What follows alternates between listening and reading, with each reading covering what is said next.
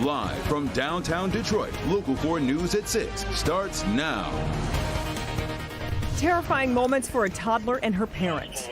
It was the worst 24 hours in my life. The little girl found unresponsive in a pool, but help arrived just in time.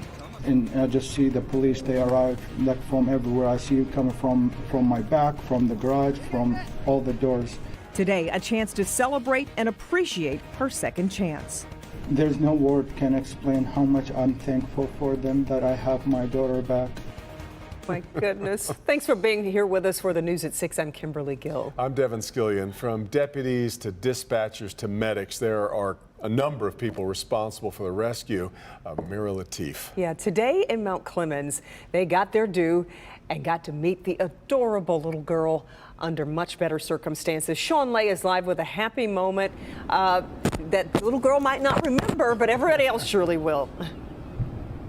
She may. She's going to tell you a live wire, that Mira. I'll show you her in just a second, guys. Listen, I want to detail everything that had to go right. Everything had to go right to save beautiful little Mira's life. Let's start with my conversation with Mira's dad. Of course, he was very emotional today meeting those first responders. It's something, it's way, the happiness I have, it's way, way more than where she just birthed. Dad safe Latif will never look the same way. This beautiful baby girl again. Her name, Mira. You could call her Miracle. 911, where's your emergency? Saturday, panic. Mira's mom pulling the little girl from their pool. A moment before Mira was right with her. When I pull her up, I see her face blue, and there's some white thing go out from her mouth. But look at Mira just days later. Incredible video showing Macomb Sheriff's deputies Jonathan Pataki and Mitchell Blunt rushing in and working to get Mira back breathing, rushing her to the hospital. But the deputies had to get to this house first. Mira's mom was on with 911 screaming. 911 dispatch veteran Lindsay McCord had to find their address fast. But for us, my goal is to calm them down, to use my mom voice to tell them and direct them. I just give directions and commands. McCord got the deputies there. They got to Mira, and today Mira's mom and dad thanking them for the most precious gift they could ever wish for. So to see her walk around and laugh and smile, there's no better feeling. A few days later now to see her here smiling and walking around, it's amazing. It's the best feeling in the world. This is the greatest outcome we could have.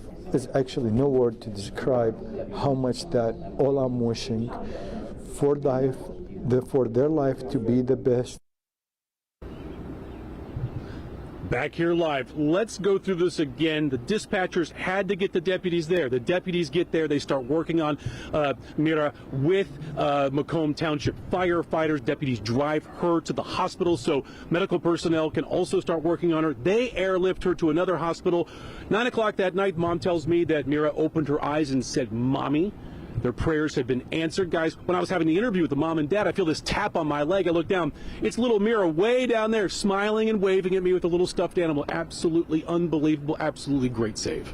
So sweet to see. Really great. All right, Sean. Well, in this Local 4 News update, Warren police just announced an arrest in the case of shots fired outside a high school. We were at Michigan Collegiate High School Monday as police searched for evidence in the parking lot there. Well, they arrested a 22-year-old man, and they say he went to the school with a group of people after a friend was suspended, looking for some kind of retaliation. Shots were fired, but nobody was injured. The suspect was taken into custody at his workplace, and a semi-automatic weapon was seized. He'll face a handful of charges. A mother will stand trial for murder after her 4-year-old son died from fentanyl poisoning. Siobhan Boone is facing murder, child abuse, and drug charges. Her 4-year-old son, Anthony, went into cardiac arrest at their home on Detroit's west side last year, and he later died. Fentanyl was found in his system. Just last month, his mother turned herself into police. They say she gave the boy the drugs. We're learning more about the 1-year-old child shot yesterday by his 6-year-old brother. Police say the young boy was shot twice by the 6-year-old with an unsecured gun. We're told he was shot through his cheek and shoulder. Officials said the baby's mother was down the street at a friend's house while the father was in the backyard working on a fence. No one is charged as of now. Today, the 1-year-old still in the hospital. We await further word on his condition. We are keeping an eye on the skies as Canadian wildfires continue to send smoke south into the U.S. It's left a haze over New York City, but things are clearing a little bit there. Their air quality index has improved by about 200 since this time yesterday. The Big Apple still has the third worst air quality, though, in the world right now. Here in Metro Detroit, we're seeing the 25th worst air quality in the world, but things are looking clearer than they did yesterday when we showed you the same picture from Southfield looking toward Detroit. You can kind of see some of the buildings there on the skyline. Yesterday you couldn't see anything. Yeah, exactly. Let's check in with Kim Adams with more on the effects of these Canadian wildfires, which just won't seem to abate. No, and I think this is going to be a constant theme throughout the summer because keep in mind, we're not even in fire season yet. That's not until July. Rain this weekend might help a little bit, but not much. So here's what's happening right now. Here's the current air quality index. It goes from good all the way to hazardous. And what's happened in New York is that it's kind of shifted a little bit farther to the south. So it's now Washington, D.C. that has that 350 rating right now. Anything over 100 is considered unhealthy, so very unhealthy in D.C., but improving in New York. Now, it changes literally hour by hour. In fact, here in Detroit, we've improved over the last hour. You know, wind and a lot of other factors can improve conditions or make conditions worse. So we are right now unhealthy for sensitive individuals, which means those with respiratory issues and asthma. So we're under an air quality alert. It also extends now into Friday. And in fact, tomorrow might even be a little bit worse today. So we'll get worse before we get better once we get the rain for the weekend. And yes, I said some rain for the weekend. I'll time that out in the forecast. Residents in one downriver community are hopeful this evening that an old blighted hospital that sits along the Detroit River will soon be demolished. The hospital is the former Riverview Osteopathic Hospital along Jefferson Avenue in Trenton. Tim Pamplin went to Trenton to find out what is taking so long. Tim? Well, there you see the Detroit River in the background, a prime piece of real estate in Trenton, and the old osteopathic hospital here may just get its date with a wrecking ball very soon. It's been tied up in litigation for the last couple of years. The building closed over 20 years ago. It's slowly decaying, and neighbors have just about had enough. It's been unsafe for many years, but now it's like even worse. It's just terrible. The doctors' names are fading on the sign out front of the old Riverside Osteopathic Hospital. But the blight remains. It's just embarrassing. Like, you don't even want to have like friends come visit because especially if they're driving that way, because they just see like this like terrible rundown hospital that's just been sitting for years and years and years. Just kitty corner to the hospital is the Gutierrez home. They bought the property 2 years ago, thinking the old hospital would be gone by now. We knew that this was an eyesore and it was only going to get better from here. But 2 years later, it hasn't. It's gotten worse. And now residents have had enough. And not only does it look bad, like it's completely unsafe. Today we noticed some construction workers up top getting ready. There's a court case tomorrow. The city hopes that as a result of that hearing tomorrow, demolition can move forward.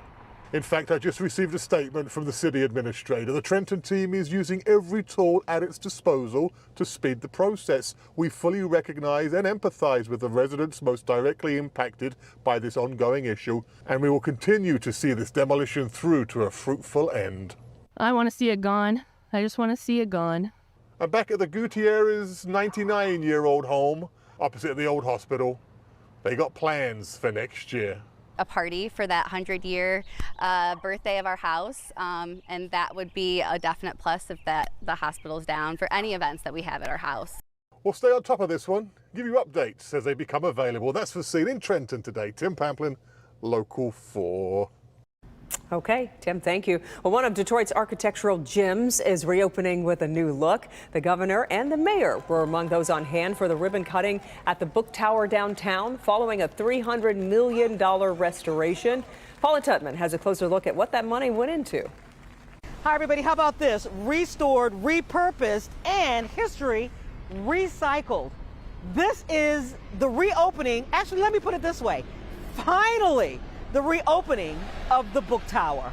3, 2, 1. Originally opened in 1926, a ribbon cutting this afternoon. Oh, well, the scissors may not have been so sharp, but inside, completely different story. Super sharp, sumptuously appointed, plain English, magnificent. A mix of opulent elegance of the past with an aesthetic that says, welcome. to Detroit present day. The Book Tower was the tallest structure in the city of Detroit at that time. And after decades of use, it was left to decay. But today, it is opening with over 200 apartments, a hotel, an event space, multiple restaurants.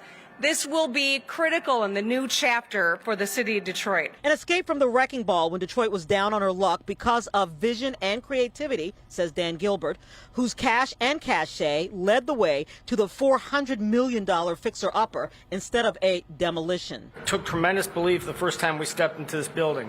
This project has proved that something great can happen when you bring numerous passionate people together around a tremendous project. On hand, Randall Book, the grandson of the Books who built the Book Tower. My grandfather, Frank Book, and his two brothers, Herbert and J.B., grew up in that building across the street. At one time, it was called the Cadillac Hotel. I couldn't be more grateful and humbled to be here today to see all that's happening to our city. Deemed the 11th most beautiful refurbished landmark, according to Architectural Digest. I also think that we can all say that Architectural Digest is somewhat of an objective source.